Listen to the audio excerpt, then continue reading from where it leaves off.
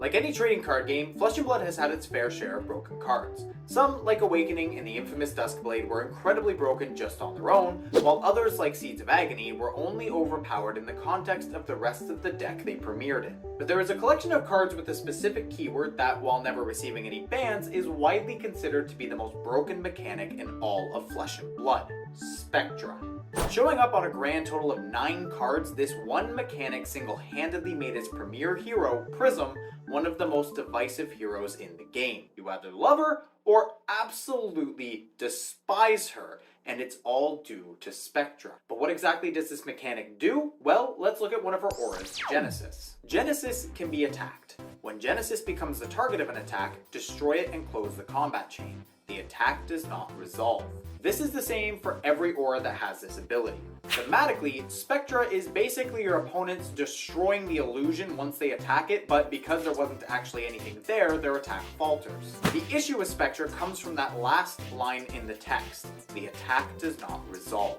Flesh and Blood's gameplay works off 2 systems: resource and action points. Your resources are determined by the cards you have available to you, but every single turn starts off with a single action point.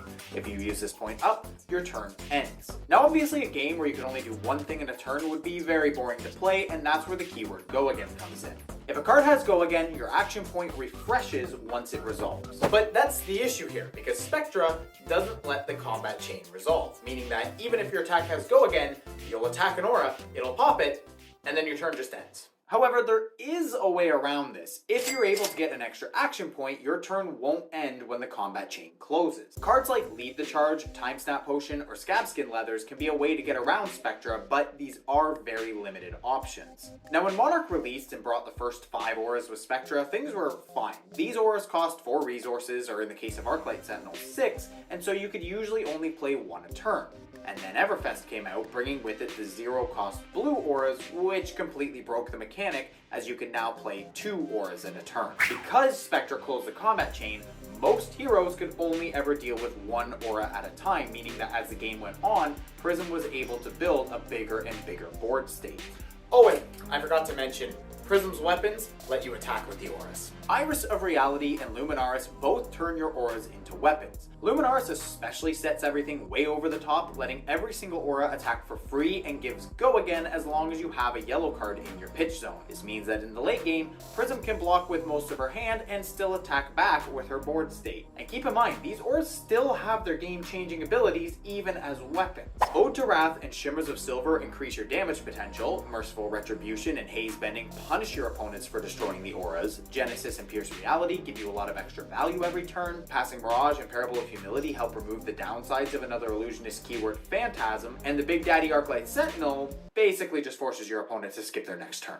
Oh, and yes, those abilities do stack. Now all this isn't to say that Spectra made Prism unstoppable. In fact, some classes like Runeblades loved facing Prism because they could just rush her down before she could build up that board state. But anything that wasn't hyper aggro would struggle into Spectra, and if you were playing a long game hero like Oldhim, well... Okay, so because I run the die roll, I'll go first. Are you ready?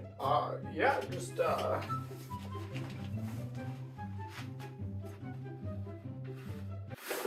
Please be gentle. See, the biggest problem with Spectra is it just created too many one-sided games. Briar vs. Prism was incredibly rough for Prism because the yellow auras don't block and Channel Mount Heroic is a card that exists. But on the flip side, Guardians and Wizards had very little, if any, way to deal with the auras and would very quickly get overrun before they could kill Prism. In fact, Guardians are so bad at dealing with Spectra that even Iris Dromai became a thing for a little bit because it specifically dunked on Oldhim. Pretty much every hero falls into 1 or 2 categories. They either don't care about it at all, or they have literally no way to deal with it. Like sure, Oldhim could maybe, possibly, kinda in a million years defeat Prism, but it wasn't gonna happen.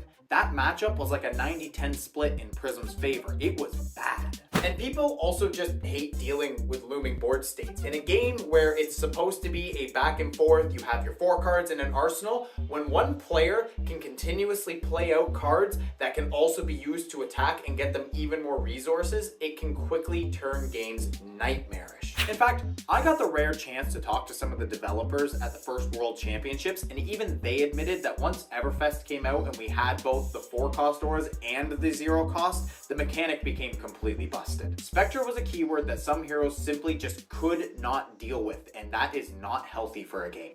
Now thankfully, Prism has already achieved Living Legend status in Classic Constructed, and with only 20 life in Blitz, there's really not enough time to assemble much of a board state, so it seems like the scourge of Spectra is behind us. And with both Dynasty and the upcoming Dusk Till Dawn, it seems like this mechanic won't be coming back anytime soon, having been replaced with both allies and other auras with the keyword ward instead. Even as a Prism player myself, I have to admit that Spectra was just too good. Sure, some heroes could just run you down, but anything that couldn't would just fold to Prism because her late game was completely unmatched. When you can drop 2 auras in a turn, both with effects and that can attack, and the opponent can usually only deal with 1 at a time, it just created some of the most unfun playing experiences for anyone who is facing a Prism. Maybe one day the game will be power crept to a point where Spectra is fair and reasonable and they start creating cards with the mechanic again, but I really doubt that. Most likely, this mechanic will remain a relic of the past, only existing on the 9 cards that it's already been printed on, lest it break Classic Constructed again. If you liked this video and wanted to support me, consider checking out my Patreon. There's extra bonuses like Talishar card sleeves, early access to videos, and even your own GigaChat card. And to those who are already supporting me, you have my undying thanks. It's because of Chads like you that I can continue to do what I do. So please, stay Chadly, my friends.